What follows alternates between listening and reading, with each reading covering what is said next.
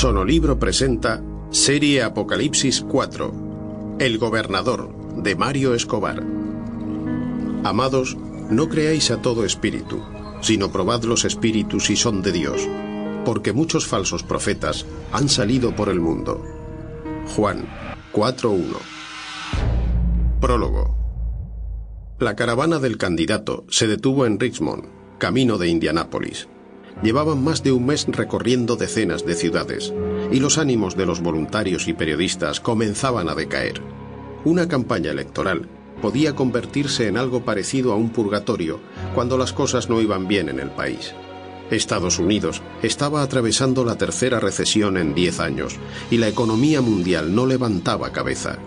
El G8 se había reunido en varias ocasiones en los últimos meses, pero aún estaban lejos de coordinar sus esfuerzos para terminar de una vez por todas con la crisis.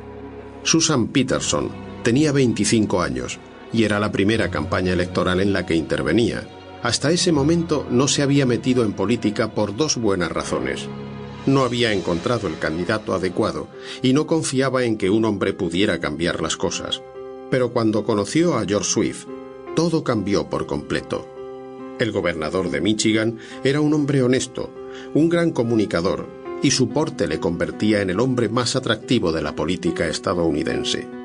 Su rival, Marco Tardelli, era un burócrata que llevaba instalado en Washington desde hacía 20 años, y que pensaba que ahora era su momento, pero no transmitía la más mínima ilusión de cambio, a pesar de su buena oratoria y presencia.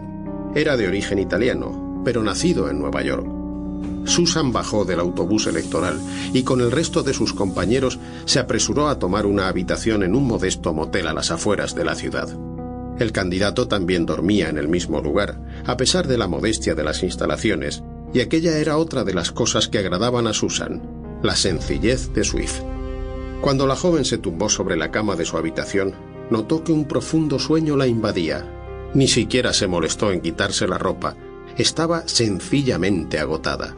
2 horas más tarde, muerta de hambre y con un fuerte dolor de cabeza, Susan salió de su cuarto. Se acercó a las máquinas que había en el pasillo y se compró un refresco. Estaba regresando a su cuarto cuando escuchó un ruido al fondo del pasillo. Se aproximó con cierto recelo a la parte oscura. Escuchó unos murmullos y notó cómo el vello de todo su cuerpo se erizaba por momentos. Entonces vio en el piso a un joven periodista. Le conocía muy bien. Era uno de los más críticos con la campaña del candidato. Susan le observó unos segundos. Parecía simplemente tumbado en el piso enmoquetado del motel, pero su mirada estaba completamente muerta. La joven se agachó y le tomó el pulso. Estaba muerto.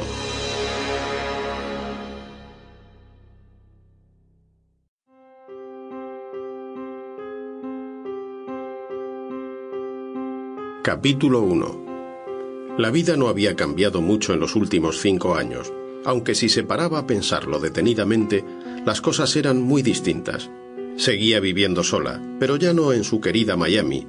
Por gentileza del Estado, tenía un coqueto apartamento de 2 habitaciones en Washington y un modesto Nissan rojo de segunda mano que paseaba por las grandes avenidas de la capital federal. Seguía en el FBI, pero ahora trabajaba en el BAU, la unidad de análisis de comportamiento, y tenía el cargo de directora de división, con más de 20 agentes a sus órdenes. Toda una responsabilidad que dejaba su vida personal en prácticamente unas vacaciones de 2 semanas al año y la visita a su tía Clarisa el día de Acción de Gracias. Priscila Serrano no se quejaba. Ahora que su madre estaba muerta y su tía navegaba irrevocablemente hacia el mismo lugar, su vida privada consistía en correr todas las mañanas antes de ir al trabajo, pasarse media hora viendo la televisión y asistir a una pequeña capilla pentecostal cerca de su apartamento. Priscila terminó de vestirse. Ahora se podía permitir hacerlo con grandes firmas de diseñadores. Aquel era su único exceso, como si al menos su aspecto le devolviera algo de emoción a su vida. Su trabajo era muy burocrático.